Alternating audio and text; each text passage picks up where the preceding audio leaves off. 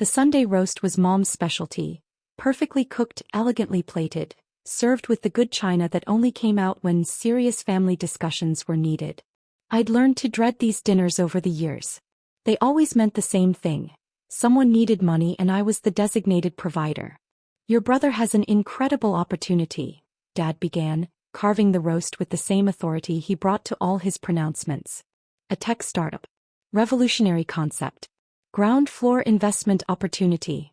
I was 33 years old, a senior compliance officer at Titan Financial Group. My brother Chase was 29 with 5 failed businesses behind him and an MBA from a school that had since lost its accreditation. "What kind of startup?" I asked, though I'd heard versions of this pitch 4 times before. "AI-powered social media analytics," Chase said, his eyes bright with the fervor of someone who'd just discovered a trend everyone else had moved past 3 years ago. "We'll help influencers optimize their content. The market is huge. We need seed money," Dad continued. "Your mother and I have already contributed $30,000. Your aunt and uncle put in $20. Now we need you to match our investment. $50,000. I took a sip of water, buying time. "You said, match your investment. $50,000 is more than your 30. "We're covering additional costs," Mom interjected smoothly. "Office space, equipment, marketing materials. Your $50,000 goes directly to development and launch." This was Chase's 6th business venture. The first 5 had cost my family, meaning me, a cumulative $240,000. An organic juice bar that closed after 4 months. A cryptocurrency consulting firm that launched weeks before the 2018 crash. A high-end pet accessories boutique. A mobile app for restaurant reservations that never made it past beta. A consulting business that never landed a single client. Each time the pitch had been identical. Revolutionary, ground floor, can't miss. Each time I'd been told it was a loan that would be repaid with interest. Each time the business failed and the money vanished. "Chase, what happened to the consulting business?" I asked. "You launched that 8 months ago." "Market wasn't ready," he said dismissively. "But this is different. I've learned from my mistakes. This one is solid." "They're all solid until they're not," I said quietly. Dad's fork clattered against his plate. "That's a terrible attitude. Your brother is an entrepreneur. Not every venture succeeds, but the ones that do make fortunes. We need to support him." I have supported him. To the tune of $240,000 over 6 years. The table went silent. "Those were investments," Mom said carefully. "Not gifts.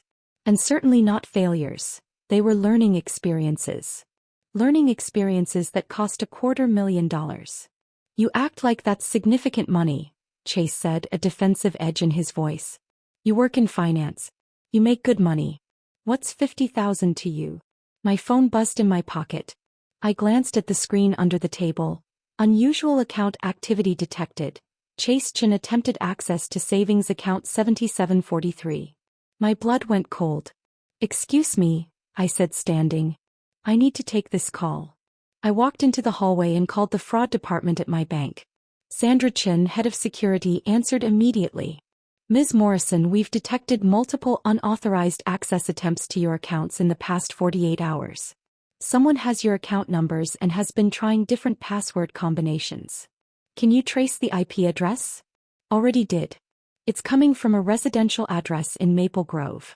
"Is that familiar?" "My parents' address." "Yes. Can you tell me which accounts were targeted?" "Your primary savings, your investment account, and interestingly, you have some international accounts flagged with special security protocols. Someone tried to access those as well, but the multi-factor authentication stopped them. The offshore accounts. The ones nobody in my family knew about. Sandra, I need you to freeze everything except my primary checking. And send me the complete access logs." "Already in process." "Ms. Morrison, given the systematic nature of these attempts and the fact that they're coming from a known location, I need to ask, do you know who might be doing this?" Through the doorway I could see my family at the dinner table, still eating, still discussing Chase's latest venture. "Yes. I know exactly who it is." I returned to the dining room and set my phone face down on the table. That was bank security. Someone's been trying to hack into my accounts. Chase's fork paused halfway to his mouth. "Really?" Mom's voice was concerned, but her eyes darted to Chase. That's terrible. Identity theft is so common these days. It is. Especially when the thief has your account numbers. I looked directly at Chase. How did you get my account information? What are you talking about? But his face had gone pale. I pulled up the security logs Sandra had sent. These are the access attempts. 7 tries on my savings account. 4 on my investment account. All in the past 2 days. All from this house. That's impossible, Dad said, but his voice lacked conviction. Is it? Chase, you were at my apartment last month. You asked to use my laptop to check your email. Did you go through my files? I didn't, because these account numbers aren't stored anywhere except in my personal finance spreadsheet. The one on my laptop. Mom set down her wine glass. Sophia, even if Chase saw some numbers, he wouldn't try to access your accounts. He's your brother. He's tried to access them 14 times in 2 days. And this isn't the first time. I pulled up another document. 3 months ago, someone tried to transfer money from my savings to an account registered to Chase's LLC. It was flagged and stopped. I thought it was a technical error. This is ridiculous, Chase said, standing up. You're accusing me of being a criminal because your bank made mistakes. Sit down, I said quietly, and something in my voice made him obey. We're not done. I opened my laptop and pulled up a comprehensive financial analysis I'd been compiling for months. I've been tracking family financial requests for years. Every loan, every investment, every emergency. Here's the summary. The spreadsheet filled the screen. Total given to family, 2018 to 2024, $240,000. Chase's business ventures, $185,000. Parents, emergency, requests, $41,000. Family vacations/events, $14,000. Total repaid, $0. $250,000, I said. Not 1 cent repaid. And now Chase is trying to hack my accounts for more. Those weren't loans, Dad said. Those were family investments. When Chase's businesses succeed, we all benefit. None of them have succeeded. And they won't, because Chase doesn't build businesses. He burns through money and moves on to the next idea. You don't know that, Chase said defensively. This startup is different. They're all different. They're all revolutionary. And they all fail. I clicked to another tab. Want to know why? Because you've never worked for anyone else. Never learned how actual businesses operate. Never developed real skills. You go from idea to idea, spending other people's money, learning nothing. That's not fair, Mom interjected. Chase is ambitious. Chase is reckless. And you enable it. I turned to my parents. Every failed business, you've told him it wasn't his fault. Market timing, bad luck, unfair competition. Never that he didn't do the work or learn the fundamentals. My phone rang. I answered on speaker. Ms. Morrison, this is Detective James Walsh with the Financial Crimes Unit. Your bank forwarded their security report. I need to ask you some questions about attempted account fraud. The color drained from Chase's face. Of course, Detective. I'm actually with my family now. The activity originated from this location. I see. We've identified the device used for the access attempts. We'll need to examine it and interview anyone who had access to your account information.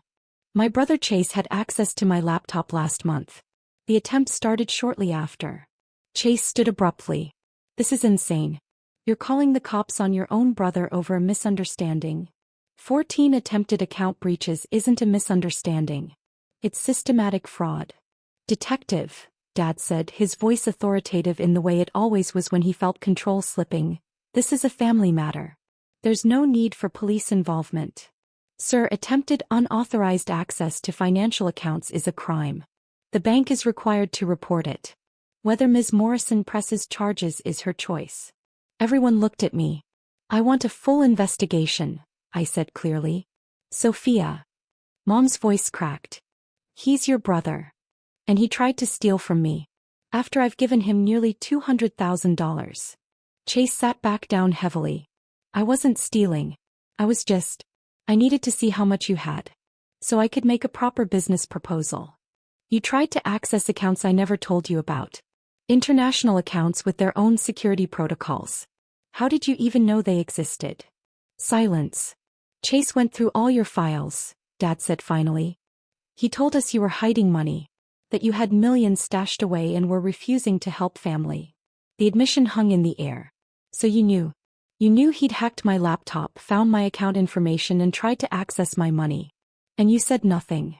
We're family, Mom said desperately. Family shares resources. You have so much and Chase just needs a chance. I have so much because I work 80-hour weeks, because I invest carefully, because I don't spend money on failing businesses. I stood up, closing my laptop. And you're right, I do have money you don't know about. Want to see how much? I pulled up a different document. My complete financial portfolio. Domestic accounts, $890,000. International investment accounts, $2,400,000. Real estate holdings, $1,200,000. Retirement funds, $750,000. Company stock options, $1,100,000. Total net worth, $6,340,000. The silence was absolute. 6 million, Chase whispered. 6.3. I'm a senior compliance officer at one of the largest financial firms in the world. My salary is $380,000 annually. My bonuses average another $200,000. I have investment properties in 3 countries.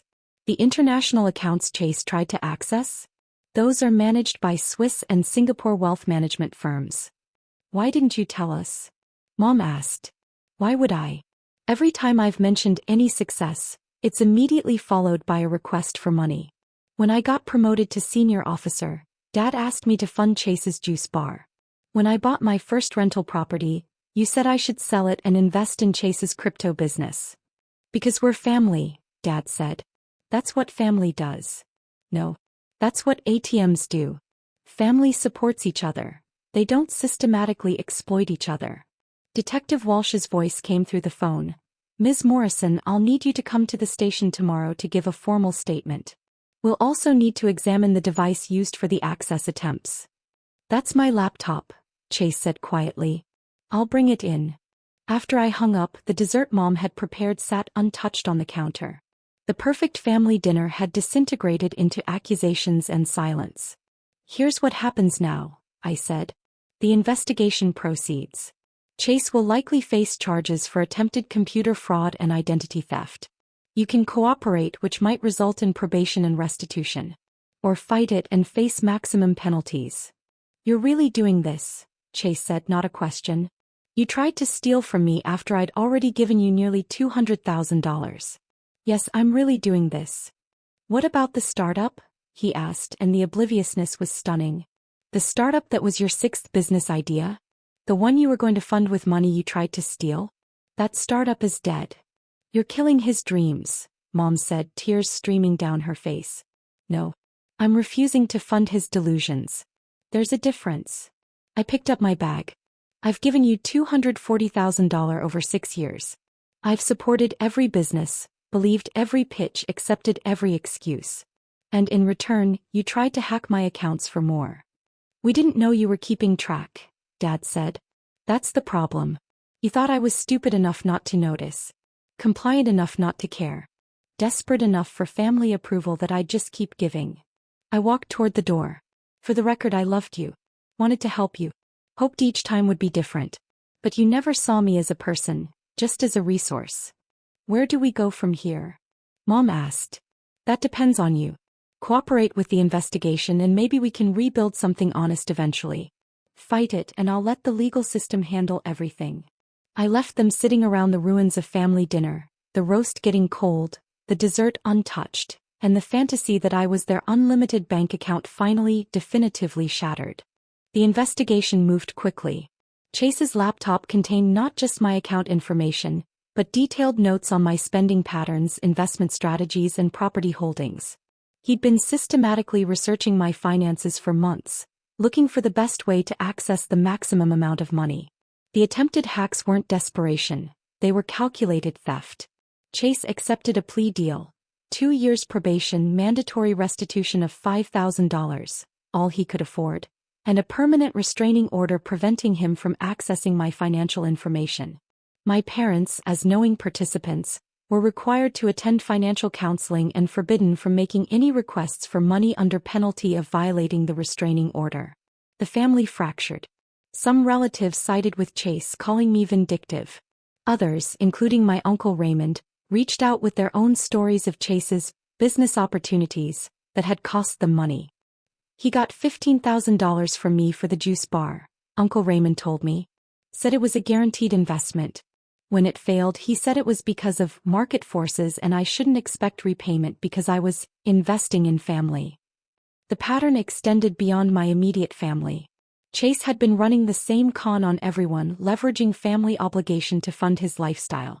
My career flourished. Without the constant drain of family financial emergencies, I was promoted to Vice President of Global Compliance. My investment portfolio grew to $7.2 million. I bought a vacation home in Barcelona, one of the properties Chase had tried to research on my laptop. But the real change was internal. The guilt that had always accompanied my success, the feeling that I should be doing more, giving more, being more for my family, finally lifted. I started dating someone I met at a financial conference.